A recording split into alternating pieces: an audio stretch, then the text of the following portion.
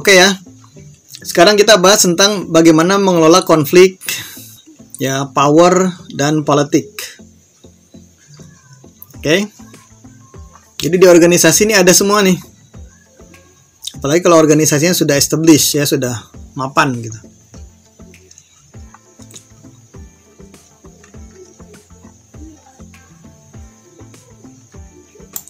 Apa sih konflik di dalam organisasi ya? Itu adalah clash ya. Clash nih. Benturan ya. Atau sengketa ya. Yang terjadi ketika apa? Perilaku dari satu kelompok atau individu ya. Yang punya tujuan tuh ya, semua perilakunya itu menghambat, memblok, bisa menghambat atau bahkan menghilangkan ya kepentingan yang lain gitu. Dia ada benturan kepentingan lah. Itu biasanya menciptakan konflik. Oke, kemudian umumnya konflik itu dipersepsi negatif ya. Konflik itu biasanya dianggap sebagai suatu hal yang negatif. Meskipun sebuah penelitian mengatakan bahwa beberapa konflik itu bisa memperbaiki nih. Bukan sekedar negatif, dia bisa mengimprove efektivitas organisasi ya. Jadi tidak selalu konflik itu negatif ya. Makanya nanti kita lihat konflik seperti apa yang positif itu.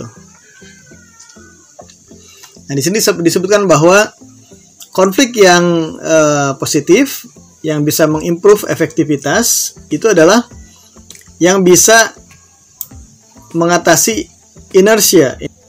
Inersia jadi kelembaman, kemalasan gitu. Jadi organisasi malas berubah gitu. Resistance to change-nya besar. Sehingga untuk berubah, untuk berinovasi sangat lemah. Willpower-nya kurang ya. Willpower.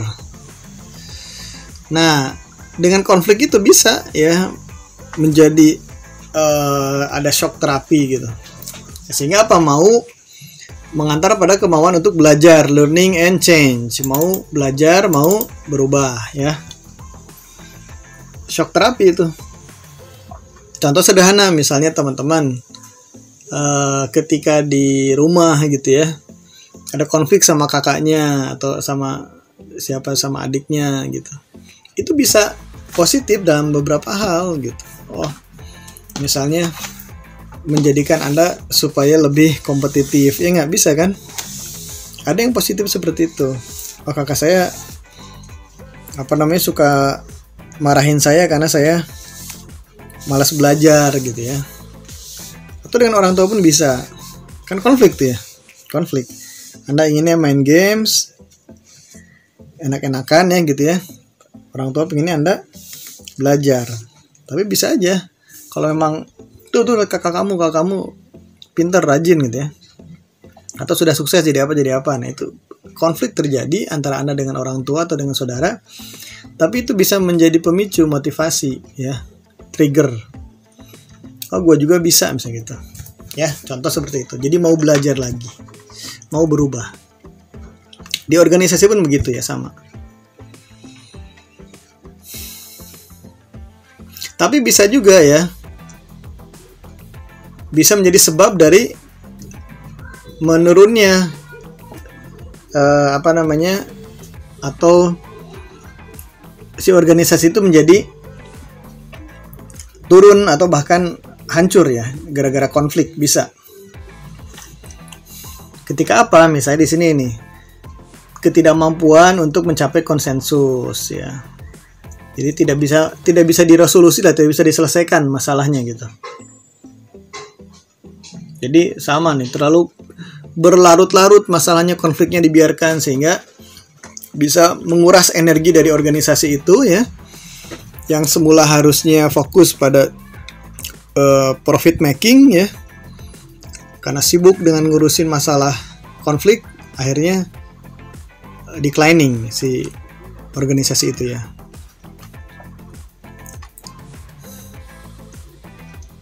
Nah, jadi bagaimana memanage konflik itu supaya bisa berdampak positif. Itu tantangannya, challenge-nya. Nah, ini ada hubungan antara level of conflict ya dengan efektivitas organisasi. Jadi pada suatu kondisi ya, ketika konfliknya rendah, efektivitas bisa rendah ya. Dia bisa mencapai jadi bagus di sini ini. Ya, konfliknya tinggi, efektivitas tinggi. Tapi juga bisa juga levelnya ketika naik lagi, konfliknya lebih tinggi lagi, efektivitasnya malah turun nih. Ya, jadi Anda memanage bagaimana nih? Kalau pendekatan orang teknik kayak kita ya, science teknik itu kan kayak gini nih aja dah. Anda bagaimana mengontrol supaya ada di level ini ya nggak? Ya.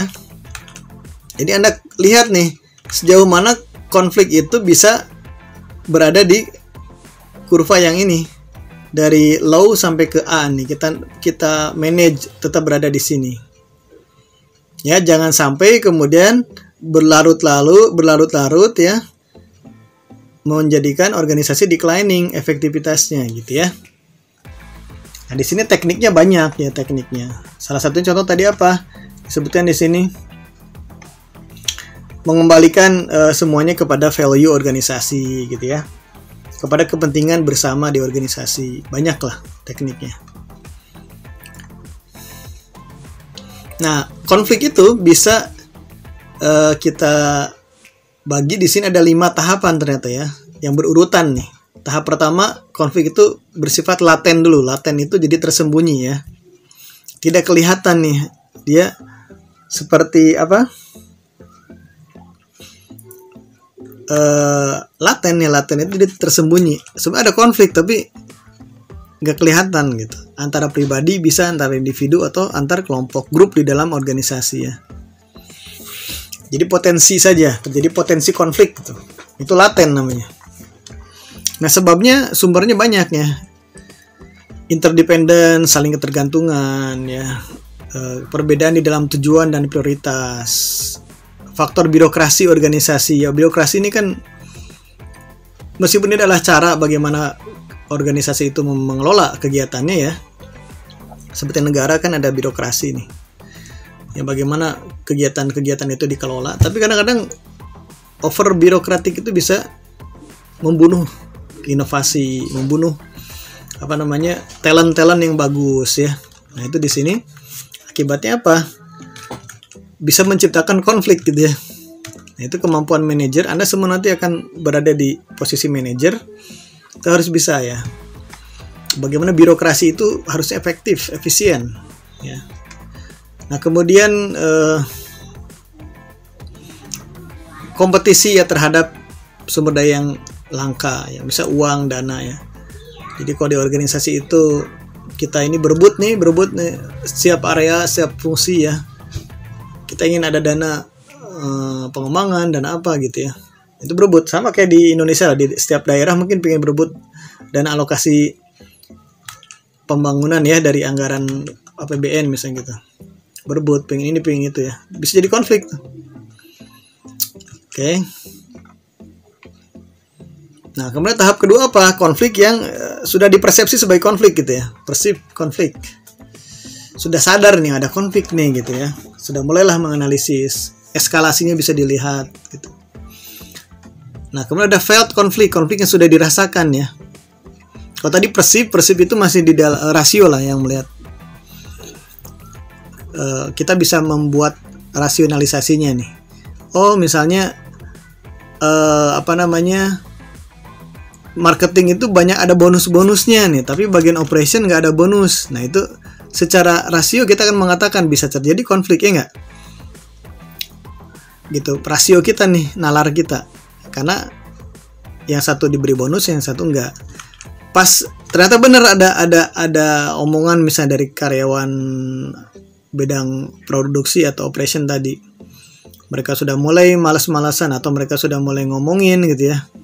Sudah ketika mereka ngobrol santai pun ngomongin itu sirik lah ya, iri gitu. Nah, itu sudah menjadi konflik yang dirasakan, felt konflik ya.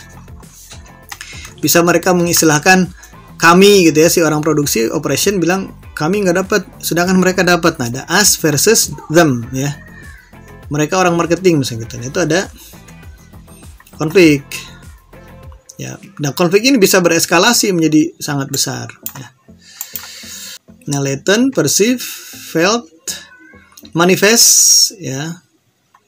Nah, ini manifest berarti kan sudah mewujud, bisa terjadi misalnya berantem bisa ya, antar area, antar fungsi ya, atau dengan ya aksi yang lebih fatal dari itu. Aftermath nih, ketika berakhir seperti apa ya? Apa dengan untuk memanage, dan di sini langkah-langkahnya banyak ya teman-teman ya. Tugasan kepada top manager untuk menyelesaikan konflik.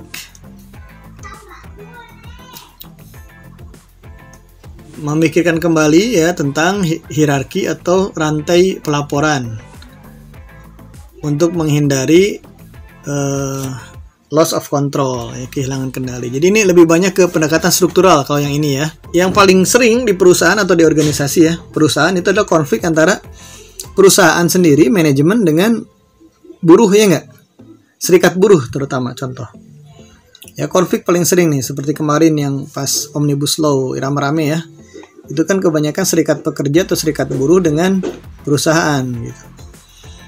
Nah, itu kemudian bisa dibuat dengan sistem prosedur ya, sistem prosedur. Kemudian bisa menggunakan pihak ketiga, negosiator pihak ketiga ya, untuk penyelesaian konflik. Nah, bisa juga penukaran, saling pertukaran individu yang kira-kira memang sumber konflik gitu ya. Ini kalau dalam satu area misalnya itu ada konflik antara dua grup atau dua individu, nah bisa kita rotasi nih, atau ditukar posisinya ya ke tempat yang nanti mereka nggak terlalu intens berhubungan.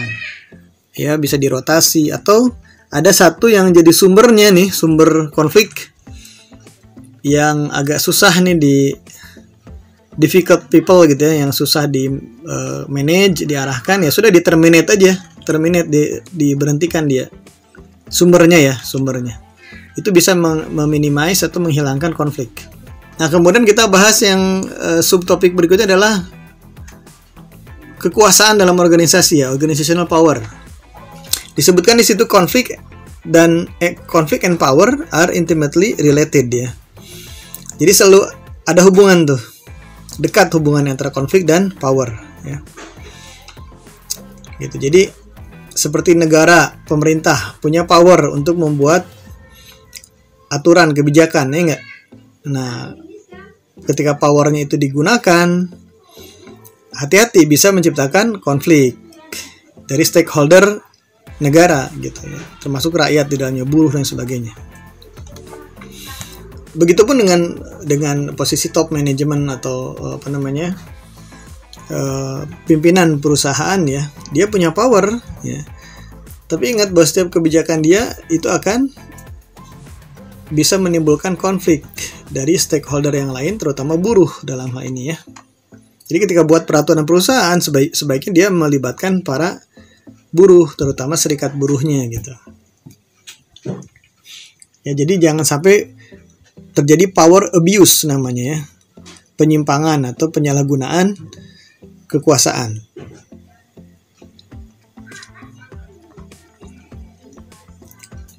Nah, sumber dari kekuasaan itu banyak ya, dari otoritas, wewenang, kemudian kekuasaan yang bersifatnya fungsional atau divisional ya. Kalau dari struktur kita lihat ada kan yang fungsional dan divisional. Divisional bisa berdasarkan wilayah, produk dan sebagainya. Geografis ya tadi wilayah itu. Bisa terkait dengan kekuasaan itu bisa terkait dengan penggunaan sumber daya ya. Sumber daya itu bisa banyak ya, terutama di dalam hal ini adalah uang. Bisa informasi juga ya. Bisa hal-hal yang tidak bisa tergantikan ya. Sumber daya juga itu ya, sama. Kontrol atas ketidakpastian ya. Ini yang yang lembut lah, kekuasaan yang lembut, unobtrusive centrality. Oke, kita lihat nih.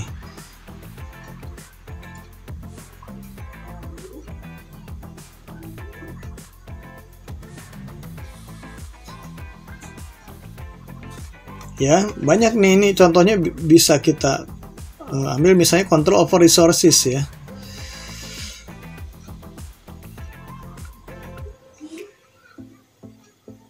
Jadi kalau unit di organisasi atau misalnya fungsi di organisasi dia mengontrol sumber daya ya, itu maka powernya semakin tinggi gitu aja ya, jadi logikanya. Nah, ini control over information ya, makanya suka ada confidential ya, confidential di dokumen-dokumen, karena informasi itu harus terkontrol ya, tidak sembarang orang bisa mengaksesnya. Jadi politik organisasi itu adalah aktivitas yang dilakukan ya di dalam organisasi untuk memperoleh, mengembangkan dan menggunakan kekuasaan ya atau resource ya, untuk mencapai tujuan yang diinginkan ya, kepentingannya lah.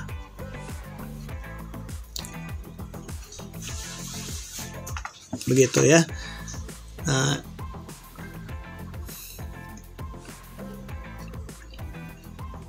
oke, ini teman-teman secara umum ini permainan politik ya, jadi ada koalisi, ada menggunakan pihak yang netral dan sebagainya lah. Jadi intinya adalah semuanya ini ujungnya adalah teman-teman, ketika Anda menjadi seorang misalnya karyawan atau manajer, politik itu sebisa mungkin dibuat balance ya, seimbang, karena semua pasti berpolitik, individu berpolitik, kelompok berpolitik ya. Harus terjadi namanya power balance, keseimbangan kekuatan atau kekuasaan ya. Jadi ada proses bargaining ya, akomodasi, ada kompromi ya. Begitu tuh. Contoh di sini nih. Ya, jadi kalau yang balance seperti ini, tidak ada yang merasa dirugikan, tidak ada yang merasa dimarginalkan ya, terakomodasi. Ada power imbalance ya. Jadi cenderung menguntungkan yang sini ya. Jadi intinya adalah konflik, kemudian power dan politik itu sebenarnya lebih ke arah permainan ya. Anda bagaimana bermain, cara gaya Anda bermain lah. Anda win-win solution player kah, atau Anda yang lebih ke win-lose, atau yang lose-lose ya, atau yang mana nih? Oke.